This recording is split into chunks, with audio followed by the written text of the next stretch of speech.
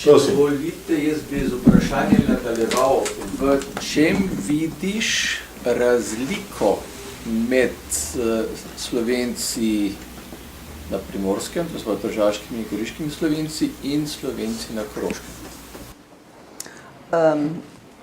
Torej, meni je bilo zelo zanimivo zdaj brati še enkrat Marija Maverja, ki ga najbrž vi vsi poznate. On, takrat sem izpostavila, ne vedoč, da bom nekoč na Koroškem, da je na Koroškem še težje kot v Benečiji in Reziji, kjer je seveda položaj, kar zadeva slovenstvo, slabši od tržaškega. Z anekdoto, pa zelo na hitro, da ne bom filozofirala, bi pa rekla, tako vidim, prva razlika, ki jo vidim, je ta odnos, to mi je zelo zanimivo, odnos Slovencev do države, katere državljani so. V tržaški Slovenci Italije ne čutijo kot svojo državo, vsaj ta generacija, s katero sem se jaz družila, zelo mladim nisem, ampak ta generacija ne. In kadar bo neka pomembna neka tekma, recimo zanimivo nogometna, in če bo italijanska reprezentanca igrala, ne vem, bom rekla zdaj seveda tako na pamet, z nigerijsko, bodo navijali za Nigerijo. Ne bodo navijali za Italijo. Medtem ko tukaj pa se mi zdi, da vi čutite Avstrijo vseeno kot svojo državo in boste navijali za, če bo igrala Avstrija, ne vem s kom, problem je edino pri Sloveniji. Dobro, to je specifična situacija, ampak ko bo Avstrija z nekom igrala z Nigerijo, naprimer spleto na pamet, boste navijali za Avstrijo. To mi je tako, nekako padlo v oči. Drugače pa so seveda, to je razlika, so pa seveda podobnosti in v dobrih plateh in v slabih plateh tega ohranjanja jezika v šolstvu. Dobro, šolska sistema sta sicer različna, ampak gre za to tudi v Trstu se vpisujejo, je vedno več Italijanov, ki se vpisujejo v slovenske šole in je ta strah, ta skrb, kako bo s slovenščino, ker je treba potem pač prilagajati nivo. So neke podobnosti tudi, ampak ta razlika mi je najbolj tako nekako, ki ima seveda tudi svoje zgodovinske zagotovo razloge. O tem vi veste seveda več kot jaz, zakaj je tako. Če me poznaš, verjetno tudi veš. Ko sem rekla, vi mislim vas. Jaz bi rad samo še to dodal. Tudi ta odnos, recimo, ko sem že šolstvo omenila, to še bi rada rekla, da poznam kar nekaj tržaških Slovencev, tudi goriških, ampak te slabše poznam kot tržaške, ki so se vpisali in doštudirali v Ljubljani, medtem ko tukaj ne hodijo študirati v Ljubljano tako, nekako so bolj, tržaški Slovenci se bolj vidijo Ljubljano kot kraj za svoje šolanje. Se pa vpisujejo tudi v Kugijev razred naših. Ampak to je srednja stopnja, mislim, potem univerza. Tukaj hodijo v glavnem na Dunaj pa Gradec. To so neke pač... Jaz osebno menim, da je bistvena razlika v podoživljanju slovenstva. Če greš na Tržaško, bodo viseli vse posod slovenske zastave. Na Tržaškem imamo slovenske šole, kjer svoje otroke v slovenstvu poučujemo, o slovenstvu jih učimo. Na Koroškem imamo dvojezične šole, odnos do slovenstva se izraža na tak način, da smo do slovenskih simbolov dobesedno pohabljeni. Mi ne bomo nikoli razobesili slovenske zastave nikjer na Koroškem. Če si dovolim medklic, torej ste bolj podobni matičnim Slovencem kot primorskim. No, tudi o tem bi se dalo diskutirati, ne? Na Tržaškem in Goriškem imaš pred vsako, kaj pa vem, osnovno šolo slovensko zastavo. Italijansko in evropsko. Ta duh slovenstva veje s čisto drugačnim vetrom, kot je to na Koroškem.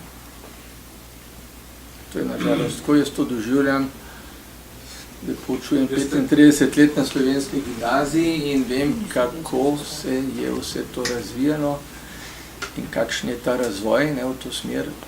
In moram reči, da glede slovenstva kot takega smo dejansko na robu propada. Jaz sem pa hotel vprašati, ampak nekje ste mi že približno odgovoril. Namreč to se čuti večja svoboda oziroma večje čut pripadnosti slovenstvu je sigurno na Primorskem. Ampak tam tudi živijo, so te osmice, je to družabno življenje na nek način, ki jih druži. Poleg tega, čeprav en gimnazic reče, je relativno, da rečem, da je Slovenija matična domovina samo zato, ker grem bencin tja narediti, rečejo, ne? Ker grem po bencin v matično deželo. On ne čuti, da je to matično, ampak slovenstvo čuti pa se, da je to narod znotraj večjega naroda. Sigurno je občutek naroda slovenskega, sigurno, ampak ne toliko matičnega. Ampak mene nekaj drugega zanima. Kako je problem s komuniciranjem? Jaz namreč mislim, da je problem govora, da je to problem osebne svobode. Zdaj, jaz sem imel 4 študente, kar sem jaz na akademiji učil, ki so bili z Koroškega. Je bil Tolmajer, je bila Kropivnikova, je bil ta Šaci, ki mislim, da je zdaj Kristof, pa Volkova Lara nazadnje, ne? Z vsemi 4 sem uspel, da smo R odpravili, recimo, ta značilen Koroški. To se pravi, da se da, ne, mislim, hočem reči, to so lepe izkušnje, ampak kam so ti ljudi šli? Zdaj vidim včasih Aleksandra na televiziji nekaj dela, Magda se tu in kje pojavi za Laro, pravzaprav, ne vem, ona je vendarle bila, ampak mislim, da je pa Krištof je pa čisto ostal na Dunaju, ali kje je... Ali je tukaj, ali dela kaj. Ampak mene je nekaj drugega, kar se jezika tiče. Veste, pri nas na Primorskem je zelo velik problem komunikacije. Naša mladina, zdaj bom govoril o mladini, pustimo zavedne stare ljudi, ki ohranjajo to, ampak mladina, ker tu se kaže, kje smo. Mladina se sporazumeva preko nekega jezika, ki ni ne italijanski, ne slovenski, ne narečni. Je pa neka mešanca vsega. Pa seveda poznamo tudi skrajšave zdaj, kako govorijo in vse to. Ampak nenadoma, recimo, ko morajo v slovenski šoli napisati en esej, pa pride do problemov, zato ker in potem se nekako ne čutijo sposobne. Zdaj pa problem je, imajo kompleks pred matičnim jezikom slovenščino, ki vejo, da je ne obvladajo. Imajo problem pred italijanščino, ki je tudi ne obvladajo, tako kot italijani, ker niso italijani. In zdaj je ta problem, me zanima, ker gospod je rekel, da je na gimnaziji in me prav zato zanima, kakšno je stanje mladine. Ker jaz vidim, kako recimo govorijo tukaj slovensko, da je tu ohranjanje ene slovenščine pa vse.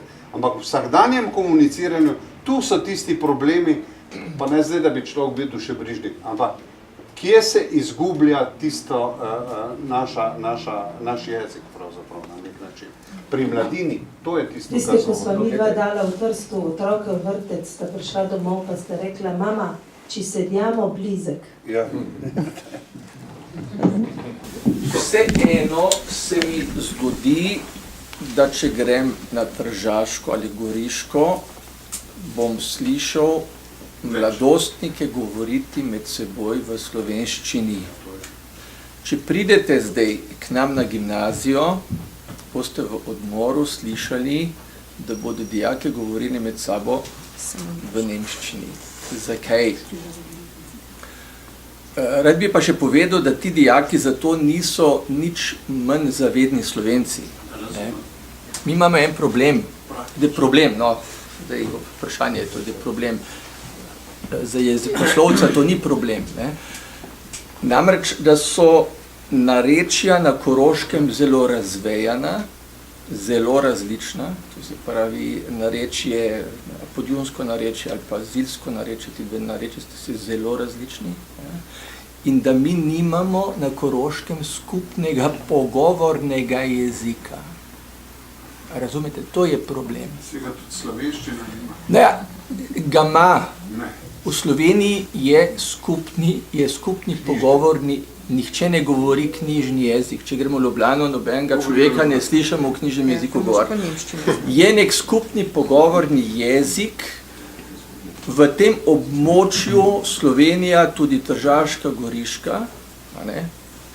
Nekje se malo bolj razlikuje, drugot malo manj, na Koroškem ga pa definitivno ni.